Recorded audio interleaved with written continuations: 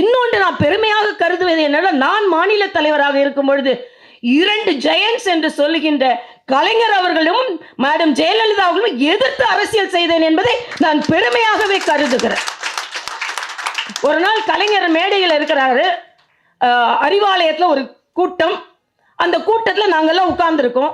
அப்போ நான் மட்டும்தான் ஒரு திருமண விழா, நான் மட்டும்தான் வேற ஒரு கட்சியை சார்ந்தவள், எல்லாம் அவங்க கட்சி மதிமுக, திமுக, திக உட்கார்ந்துருக்காங்க.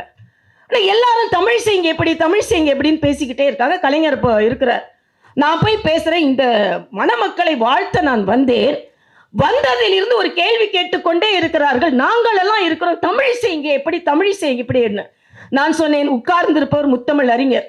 முத்தமிழ் அறிஞர் இருக்கும் மேடையில் இசைத்தமிழ் இருந்து தானே ஆக வேண்டும். ஆக தமிழ் செய்யும் நான் இங்கே வந்தேன்.